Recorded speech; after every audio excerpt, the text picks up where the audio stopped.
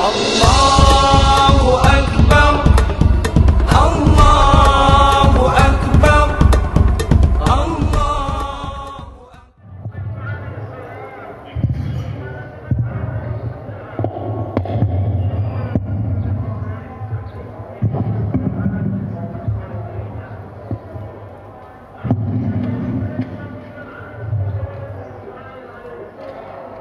Alhamdulillah. Allahu Akbar, Allahu Akbar, Allahu Akbar, Allahu Akbar, Allahu Akbar, walillahil hamd. Alhamdulillah. Alhamdulillah nahmaduhu wa nasta'inuhu wa nastaghfiruh. Wa na'udzu billahi min shururi anfusina wa min sayyiati a'malina. May yahdihillahu fala mudilla lahu wa may yudlil fala hadiya lahu. Asyhadu an la ilaha illallah ilahul awwalin wal akhirin. Wa asyhadu anna sayyidana Muhammadan abduhu wa rasuluhu al-mab'uts rahmatan lil alamin. Allahumma salli wa sallim ala sayyidina Muhammadin wa ala alihi wa ashabihi wa man sara ala nahjihi wa da'a bi da'watihi wa jahada fi sabilihi ila yaumiddin. Amma ba'du, fa ya ayyuhal muslimuna usikum wa iyaya bi taqwallahi faqad fazal muttaqun. Faqad qala Allah ta'ala fi kitabihil karim, a'udzu billahi minasy syaithanir rajim. Bismillahirrahmanirrahim. Ya ayyuhalladzina amanu taqullaha wal tanzur nafsum ma qaddamat lighad wattaqullaha innallaha khabirum bima ta'malun. Shadaqallahul azim. Saudara-saudaraku kaum muslimin dan muslimat, sidang salat Idul Adha rahimakumullah. Puji dan syukur marilah sama-sama kita persembahkan kepada Allah Subhanahu wa taala atas berbagai macam nikmat dan karunia yang Allah berikan kepada kita. Meskipun dalam 6 bulan terakhir ini seluruh dunia masih belum bisa melepaskan dengan musibah yang cukup masif, yaitu musibah COVID-19 atau virus corona. Sehingga dengan musibah ini bukan saja di Indonesia, hampir di beberapa mancanegara kita dibatasi gerakan kita, gerakan sosial kita, gerakan interaksi kita, bahkan sampai ibadah kita. Bahkan sebagai umat mukmin dan muslim kita harus sedih.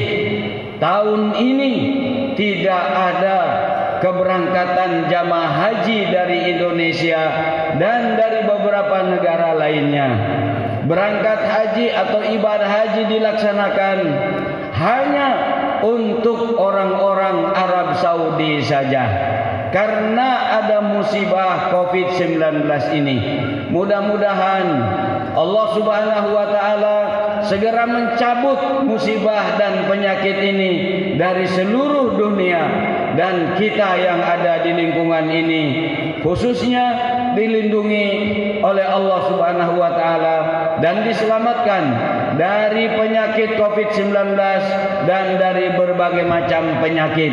Bahkan bukan saja dari penyakit lahir, tetapi yang paling penting adalah kita dilindungi dan diselamatkan oleh Allah Subhanahu wa taala dari penyakit batin, dari penyakit hati, dari penyakit ruhiyah. Ini adalah penyakit yang paling berbahaya. Kalau orang ditimpa penyakit fisik, dia selesai ketika meninggal dunia tidak akan merasakan sakit lagi. Tapi kalau orang ditimpa penyakit batin, begitu meninggal dunia efeknya tidak selesai, karena balasannya akan dia akan rasakan ketika dia telah meninggalkan dunia ini. Allahu Akbar, Allahu Akbar, Allahu Akbar, walillahil hamd. Kita tetap harus bersyukur kepada Allah Subhanahu wa taala. Meskipun musibah ini belum dinyatakan selesai, tetapi kita sudah bisa melaksanakan ibadah sholat Idul Adha berjamaah. Meskipun harus tetap mengikuti protokol COVID, karena ini adalah standar yang harus kita ikuti sebagai sebuah upaya dan ikhtiar agar kita tetap mendapat perlindungan dari Allah Subhanahu wa taala dari penyebaran virus dan COVID ini. Saudara-saudaraku kaum muslimin dan muslimat sidang Idul Adha rahimakumullah. Setiap kali kita melaksanakan dan menyelenggarakan sholat Idul Adha, pasti kita selalu ingat dan diingatkan dengan sebuah kisah besar. Kisah ini tidak akan pernah lapuk, karena kisah ini diabadikan oleh Allah Subhanahu wa taala di dalam Al-Qur'an, yaitu kisah tentang keluarga Nabiullah Ibrahim alaihissalam, bapaknya para nabi. Kisah yang luar biasa, kisah yang harus diteladani oleh kita semuanya. Banyak hikmah yang bisa dipetik dari kisah Nabiullah Ibrahim dan keluarganya ini. Tapi pada pagi hari ini saya akan angkat 2 poin saja. Yang pertama adalah tentang kisah dan pelajaran pengorbanan seorang ayah Nabiullah Ibrahim, seorang ibu Ibunda Hajar, seorang anak yaitu Nabiullah Ismail alaihi salam. Ini adalah cerminan di keluarga. Dalam sebuah keluarga ada ayah, ada ibu, ada anak. Ketika ayah, ibu dan anak memiliki persepsi yang sama, memiliki semangat yang sama, memiliki kekuatan yang sama dalam hal pengorbanan, maka keluarga itu memiliki kedahsyatan yang luar biasa. Nabi Allah Ibrahim diperintahkan oleh Allah Subhanahu wa taala untuk meninggalkan istri dan anaknya yang baru lahir. Ibunda Hajar berkorban luar biasa. Seorang istri yang baru melahirkan suruh ditinggal. Ditinggalkan dalam sebuah lingkungan yang secara ekonomi tidak menjanjikan. Secara kesehatan belum ada rumah sakit. Satu-satunya bagi orang beriman yang membuat dia menjadi tentram adalah ditinggalkan di sekitar tanah haram atau di Masjidil Haram, di lingkungan yang baik. Subhanallah, walhamdulillah, wala ilaha illallah, wallahu akbar. Keluarga ini pada akhirnya bukan saja mampu melakukan atau memberikan sebuah pengorbanan perasaan. Pertama kali adalah pengorbanan perasaan. Bayangin istri yang baru lahir ditinggal, tanpa deposito, tanpa persiapan makanan, nggak ada kulkas, nggak ada pasar dekat situ. Sebenarnya Nabiullah Ibrahim juga berat karena dia diperintah oleh Allah. Disitulah titik ujiannya. Ketika kita diperintah oleh Allah, maka kita harus mengorbankan apa yang kita miliki untuk perintah Allah itu.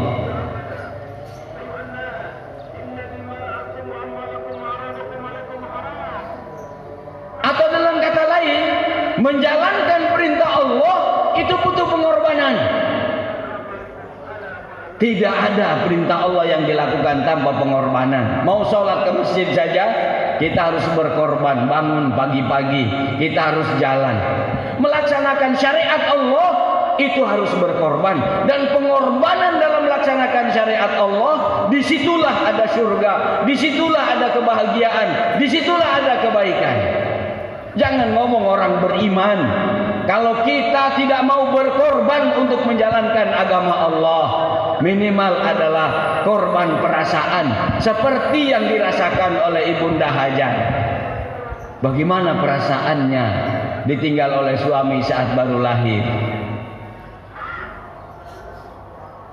Ketika Nabi Ibrahim jalan satu langkah, Ibunda Hajar mengatakan, Ibrahim. Nabiullah Ibrahim hanya nengok. Jalan lagi, melangkah lagi. Kata istrinya, Ibrahim. Nengok lagi sambil bersedih. Sampai 3 kali melangkah. Ketika 3 kali melangkah terus Nabi Ibrahim alaihissalam, Ibunda Hajar merubah pertanyaannya, apakah ini perintah Allah Subhanahu wa taala? Nabi Ibrahim hanya mengangguk, enggak bisa ngomong. Karena enggak kuat. Disuruh oleh Allah, diperintah oleh Allah meninggalkan istrinya yang baru lahir, anaknya yang masih merah.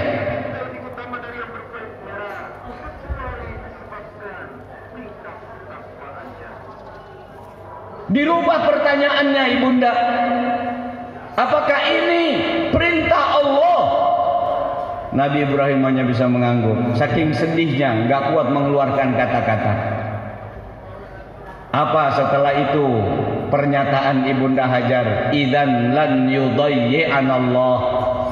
Kalau ini perintah Allah, kalau kamu meninggalkan kami, ini perintah Allah. Dalam keadaan kami baru lahir dan dilahirkan, dalam keadaan tidak ada makanan yang tersedia cukup, dalam keadaan tidak ada jaminan materi, idzan lan yudayyi'anallah, Allah tidak akan menyia-nyiakan kami. Subhanallah, ini kalimat iman, kalimat tauhid, kalimat akidah yang luar biasa. Ibunda Hajar menyimpulkan, kalau kita selalu mengikuti perintah Allah, kalau selalu kita tunduk kepada Allah, kalau kita selalu ibadah kepada Allah, Allah tidak akan sia-siakan kita. Itu bahasa akidah dan tauhid yang luar biasanya. Dan betul, akhirnya tempat ini yang kering kerontang, Allah berkahi dengan keberkahan yang luar biasa. Salah satunya air Zam-Zam. Sudah berapa ratus tahun, bahkan sudah berapa ribu tahun, air Zam-Zam itu sampai sekarang diminum oleh miliaran orang, tidak pernah habis. Air Zam-Zam keluar dari hentakan kakinya Nabi Ismail saat meronta menangis minta menyusu. Ibunda Hajar sudah kehabisan air susunya, dia harus mencari ke Bukit Sofa, lari ke Bukit Marwa lagi, lari ke Bukit Sofa lagi. Dilihat dari Marwa ada, di Bukit Sofa air, dikejar di Bukit Sofa air, ternyata tidak ada air, hanya fata morgana. Karena saking terik panasnya, dari jauh terlihat ada air, ternyata tidak ada air. Dia bolak-balik sampai akhirnya perjuangan Ibunda Hajar ini menjadi syariat rukun haji di dalam umat Nabi Muhammad SAW yang dinamakan dengan sa'i. Bayangkan, sekarang saja sa'i dari Bukit Sofa ke Marwah itu jaraknya 700 meter. Sudah di marmernya anti panas, sudah ada AC, di sampingnya sudah ada Zam-Zam kalau orang haus minum.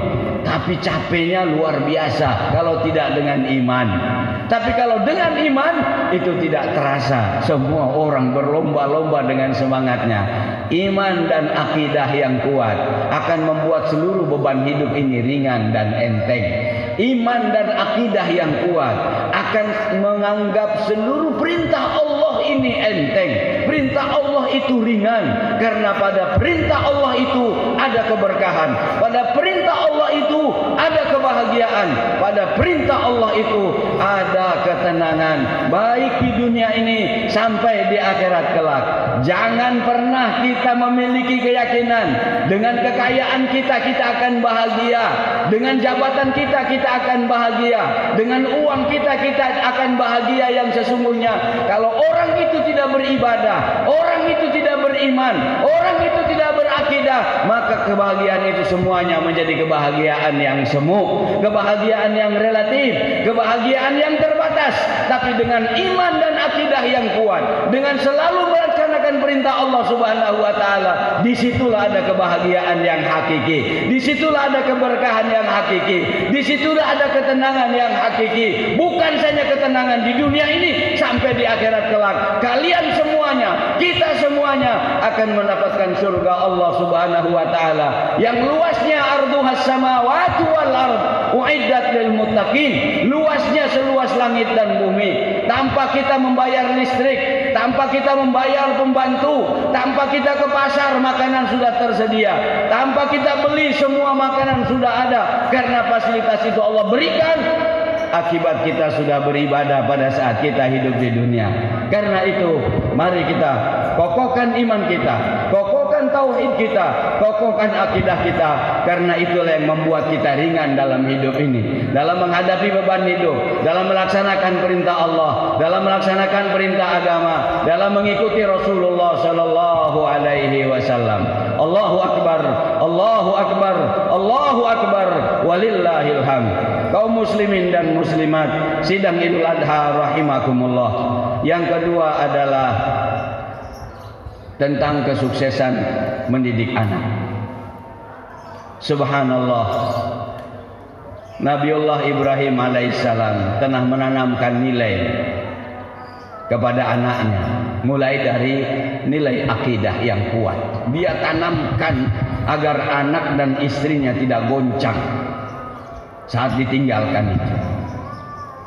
Begitu Nabiullah Ibrahim seorang ayah pergi mengikuti perintah Allah, sang bunda, sang ibu, sang mama, sang ummi, dia bimbing, dia didik anaknya, dia tarbiyah anaknya dengan baik.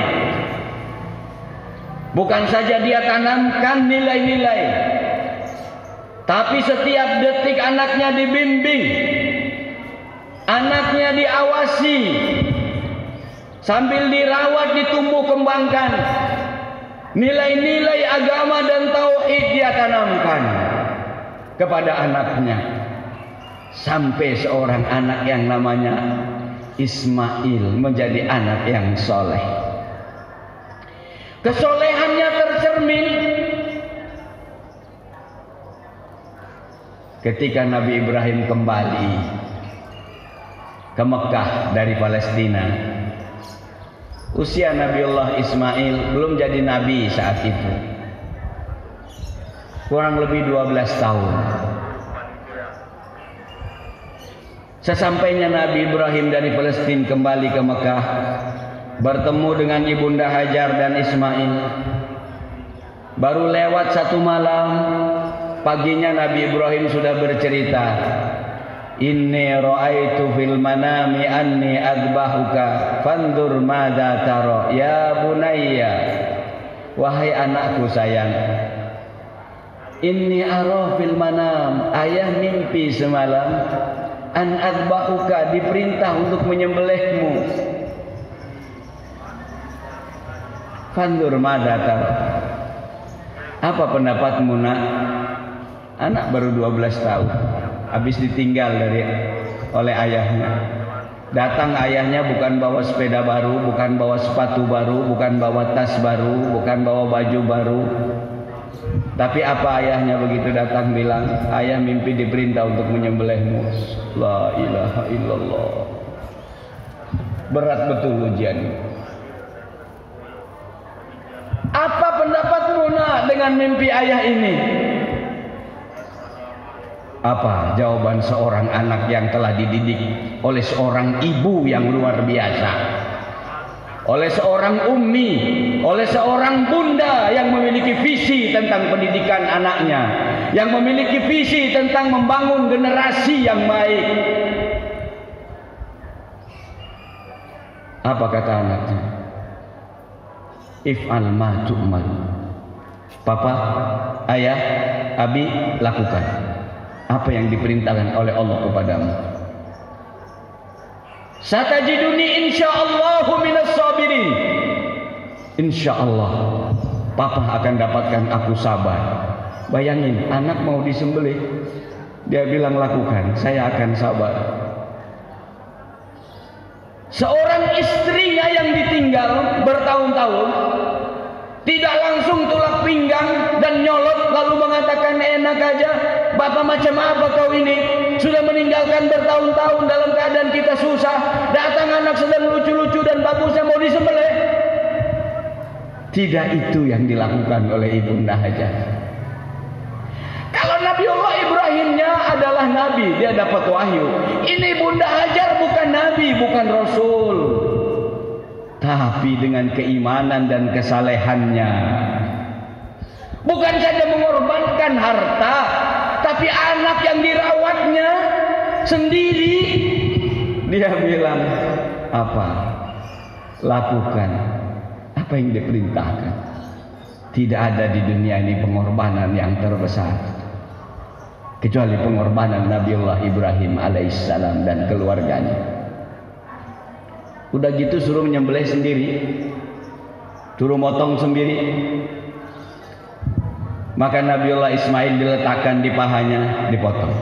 Sebelum dia mau menggerakkan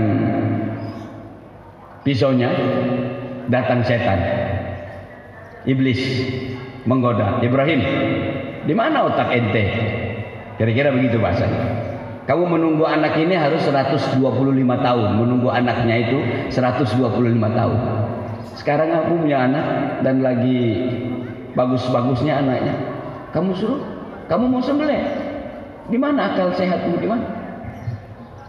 Nabiullah Ibrahim tersadar. Benar juga ya. Tapi setelah itu kata Nabi Ibrahim, yakin ini pasti setan.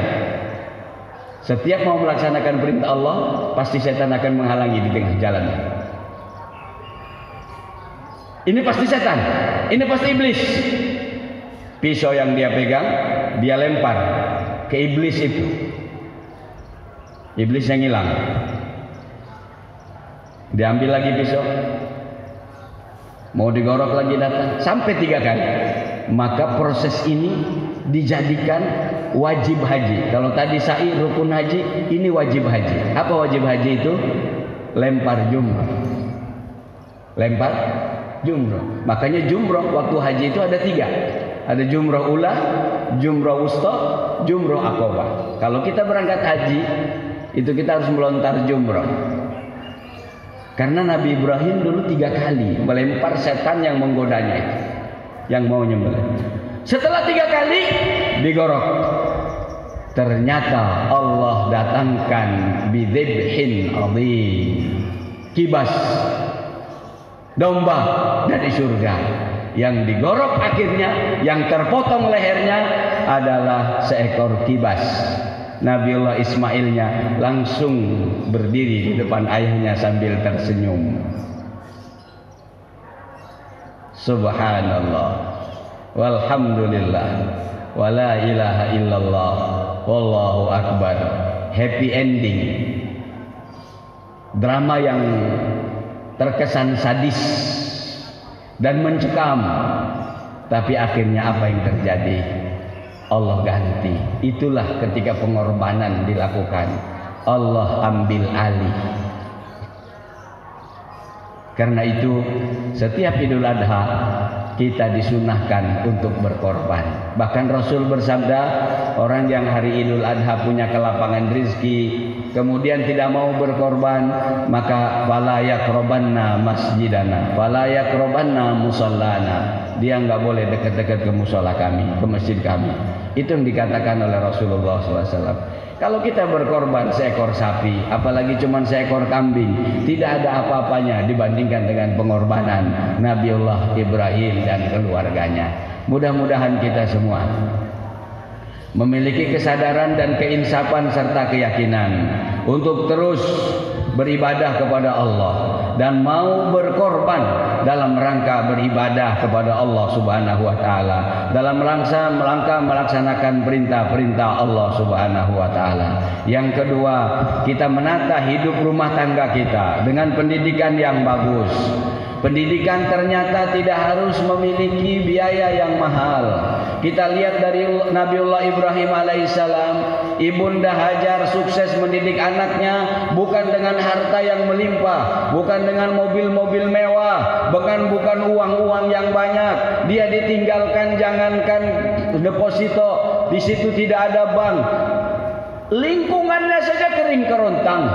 Jadi tidak benar orang yang mengatakan kalau mau sukses didik anak harus memiliki uang yang banyak. Tidak, pendidikan anak, tarbiyatul aulad tidak berangkat dari uang dan fasilitas yang mewah, tapi berangkat dari orientasi dan mindset orang tua yang benar.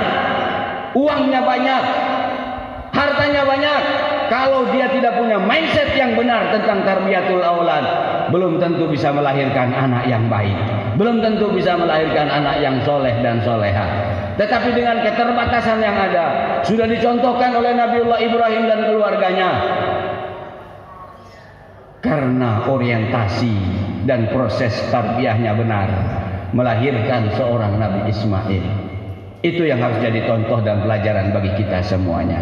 Mudah-mudahan keluarga kita menjadi keluarga yang sakinah, mawaddah warahmah. Anak-anak kita menjadi anak-anak yang soleh dan solehah, yang lebih baik dari kita, lebih berkualitas dari kita.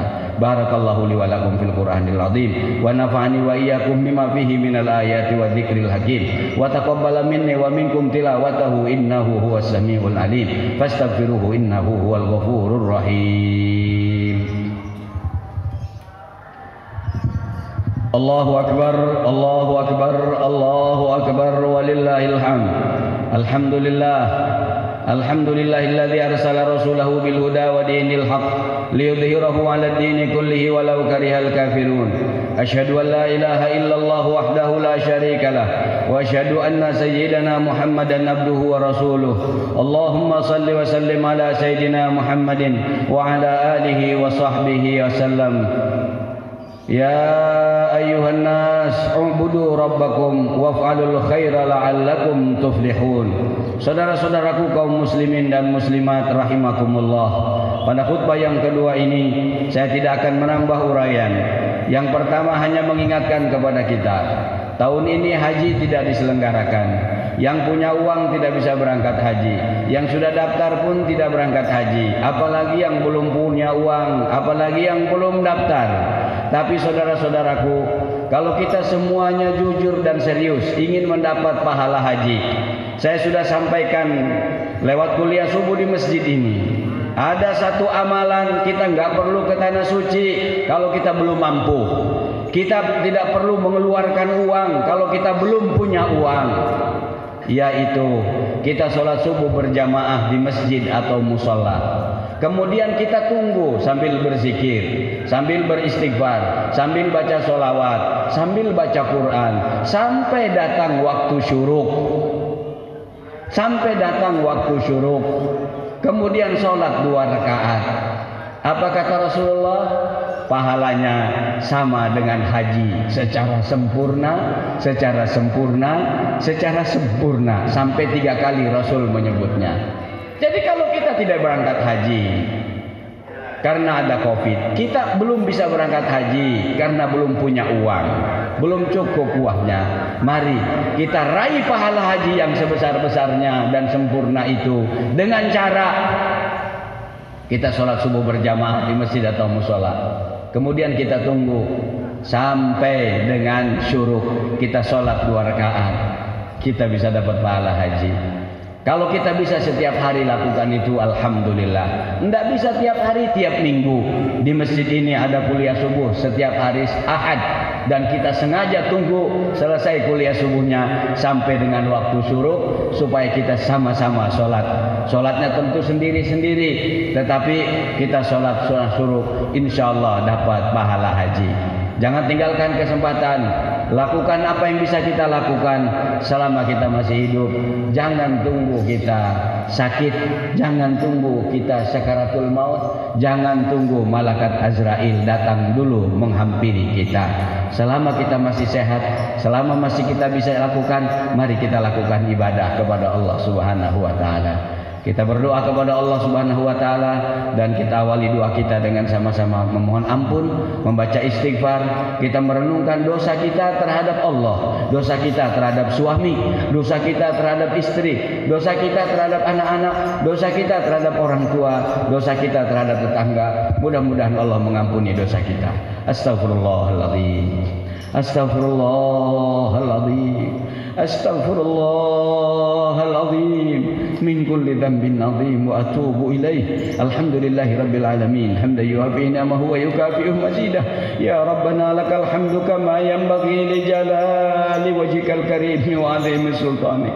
Ya Allah, kami persembahkan kepadamu seluruh bentuk pujian yang layak dengan kebesaran dan keagunganmu atas seluruh nikmat dan karunia yang telah kau berikan kepada kami. Allahumma iyyaka na'budu wa iyyaka nasta'in. Hanya kepadamu kami mengabdi ya Rabb. Hanya kepadamu kami memohon. Terimalah pengabdian kami. Kabulkanlah permohonan-permohonan kami. Allahumma inna ala dzikrika wa syukrika wa husni ibadatik.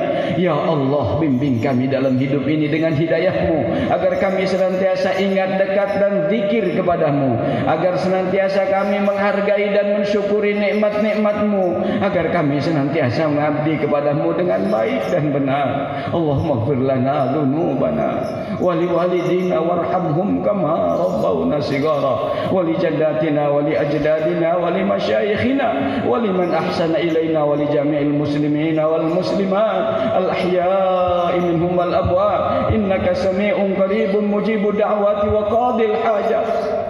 Ya Allah, Engkau Maha mengetahui kami telah berupaya untuk menjadi orang baik dalam hidup ini, tapi karena kelemahan kami mungkin saja terkadang kami terjebak dengan perbuatan yang Engkau tidak ridha. Kami yakin ampunanmu sangat luas ya Rabb. Rahmatmu tidak terbatas. Ampuni seluruh dosa dan kesalahan kami ya Rabb. Limpahkan rahmatmu kepada kami ya Rabb. Ampuni dosa ibu bapa kami ya Rabb, baik yang masih hidup bersama kami maupun yang telah mendahului kami. Ya Allah, kami yakin kami sampai besar seperti ini karena jasa ibu bapa kami. Tanpa jasa mereka tidak mungkin kami sampai besar seperti ini. Ya Allah, maafkan kami yang telah melukai ibu bapa kami. Maafkan kami yang telah menyakiti perasaan ibu bapa kami. Maafkan kami yang kurang peduli kepada ibu bapa kami ya Allah.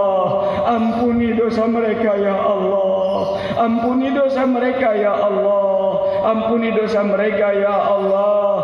Kami ingin berbuat baik kepada mereka, tapi ada di antara kami yang belum mampu berbuat baik kepada mereka. Engkau telah lebih dulu panggil mereka menghadapmu. Jika Engkau panggil mereka lebih dulu menghadapmu, kami mohon ya Allah, pertemukan kami kembali dengan mereka di surgamu bersama Rasulmu sallallahu alaihi wasallam. Ya Allah, ampuni dosa kakek nenek kami, ampuni dosa guru-guru kami, ampuni dosa orang-orang yang telah berbuat baik kepada kami. Allahumma rabbana hab lana min azwajina wa dzurriyyatina qurrata a'yun waj'alna lil muttaqina imama. Jadikan keluarga kami keluarga yang sakinah, mawaddah warahmah. Dari keluarga ini lahir generasi yang saleh dan salehah, generasi yang tunduk kepadamu ya Allah, generasi yang mengikuti Rasulmu, generasi yang mendengar nasihat orang tua yang baik ya Allah, generasi yang menjadi kebanggaan kami, generasi yang menenangkan dan menyejukkan hati kami ya Allah. Jika Engkau kumpulkan kami dengan anak cucu kami di dunia ini dengan penuh kegembiraan, kami mohon kumpulkan kami kembali dengan mereka di surgamu bersama Rasulmu dengan penuh kebahagiaan. Ya Allah, ya Rahman, ya Rahim, tanamkan dalam anak-anak kami rasa cinta kepadamu. Bahagiakan hidup mereka ya Rabb. Bahagiakan hidup mereka ya Rabb. Bahagiakan hidup mereka ya Rabb. Lindungi mereka dari hal-hal yang menghancurkan mereka di dunia ini dan memalukan kami di akhirat kelak ya Rabb. Rabbana zalamna anfusana wa illam taghfir lana wa tarhamna lanakunanna minal khasirin. Rabbana la tuzigh qulubana ba'da idh hadaitana wa hab lana min ladunka rahmatan innaka antal wahhab. Rabbana atina fid dunya hasanah wa fil akhirati hasanah wa qina adzaban nar wa adkhilnal jannata ma'al abrar ya aziz ya ghaffar ya rabbal alamin. Wa sallallahu ala sayyidina Muhammadin wa ala alihi wa sahbihi wa sallam walhamdulillahi rabbil alamin. Wassalamu alaikum warahmatullahi wabarakatuh. Allahu akbar.